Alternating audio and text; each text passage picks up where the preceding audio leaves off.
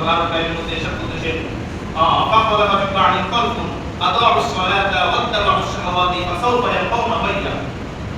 আর যারা আদাউস সালাত নামাজকে নষ্ট করে দেয়, নামাজকে নষ্ট করে দেয়, জেনে বুঝে নামাজ ছেড়ে দেয়, ফাসাউফা ইয়ালকাউনা গায়য়া, অতি শীঘ্রই তারা জাহান্নামের ওই গর্ত জাহান্নাম গায়য়া সেখানে গিয়ে পড়বে না। আল্লাহ তাআলা কোরআন কারীমে আরেকটি ইরশাদ করেন ফাওয়াইলুল লিল মুসাল্লিন আল্লাযীনা হুম আন সালাতিহিম সাহুন। আমরা সবাই জানি সূরা মাউনের মধ্যে রয়েছে ফাওয়াইলুল লিল মুসাল্লিন, ধ্বংস ওই ব্যক্তিদের জন্য, ধ্বংস ওই ব্যক্তিদের জন্য আল্লাযীনা হুম আন সালাতিহিম সাহুন, যারা তাদের নামাজকে ভুলে বসেছে। নামাজকে ভুলে বসেছে মানে অক্ষরত নামাজ আদায় না করা, নামাজকে কাজা করে ফেলা, নামাজকে কাজা করে ফেলা। আল্লাহ তাআলা বলেন ফাওয়াইলুল লিল মুসাল্লিন, তাদের জন্য ধ্বংস। এই ওয়াইল শব্দের ব্যাখ্যায়, এই ওয়াইল শব্দের তাফসীরে ইমাম কুরতুবী আলাইহির রাহমাহ তিনি তার তাফসীরের মধ্যে ইরশাদ করেন ওয়াইল এটা হলো জাহান্নামের একটি জায়গার নাম, জাহান্নামের একটি জায়গার নাম। যারা জেনে বুঝে ইচ্ছা করে নামাজ তরক করে দেয়, নামাজ ছেড়ে দেয়, তাদের জন্য ওই ওয়াইল নামক জাহান্নামের স্থান রয়েছে।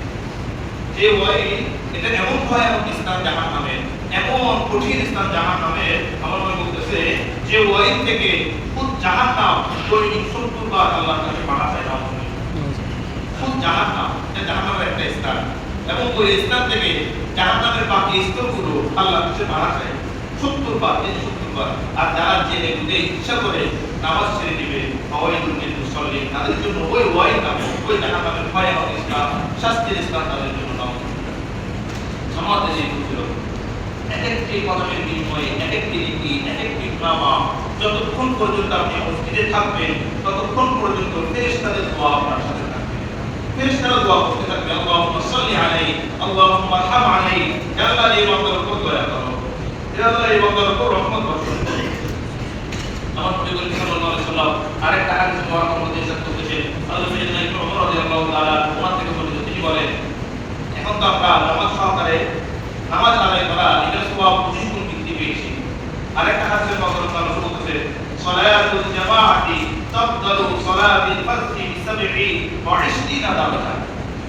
জামাত সহকারে নামাজ আদায় করা একাকী নামাজের চেয়ে 27 গুণ মর্যাদা অধিকারী হবে। সুবহানাল্লাহ, তাকে 27 গুণ সওয়াব বেশি দান করা হবে। তার সওয়াবের আমলনামায় একাকী নামাজ পড়লে এক ওয়াক্ত পড়লে এক ওয়াক্তের সওয়াব, আর যে ব্যক্তি জামাত সহকারে নামাজ আদায় করবে সে করবে এক ওয়াক্ত, কিন্তু তার আমলনামায় 27 ওয়াক্ত নামাজের সওয়াব লেখা হবে।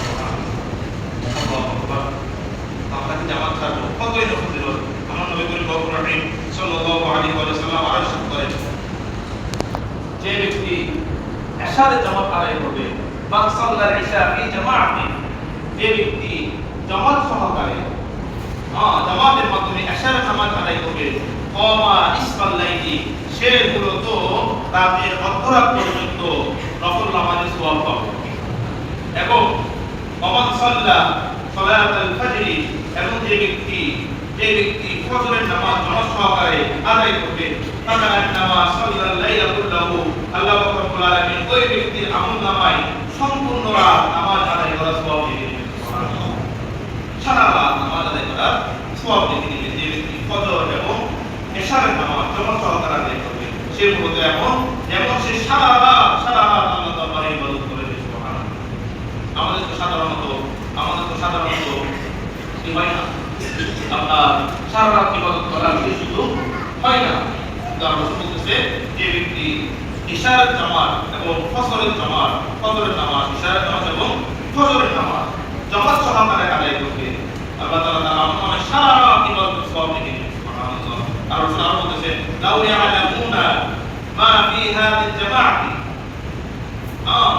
লা আতাউহুমা ওয়ালাউ হাবওয়ান, আমার উম্মত যদি জানতো সমাজের মধ্যে কি ফজিলত, একসাথে নামাজ আদায় করার মধ্যে কি ফজিলত, এটা যদি আমার উম্মত জানতো তাহলে লা আতাউহুমা, অবশ্যই সে জামাতের দিকে আসতো, ওয়ালাউ হাবওয়ান, যদিও তার থেকে হাঁটু গেড়ে হামাগুড়ি দিয়ে মসজিদে আসতে পারে। সুবহানাল্লাহ, হামাগুড়ি দিয়ে শেষ দিয়ে আপনার হাঁটু গেড়ে যদিও মসজিদে আসতে হয়, তাহলে সে জামাতের ফজিলত নেওয়ার জন্য হামাগুড়ি দিয়ে মসজিদে আসে।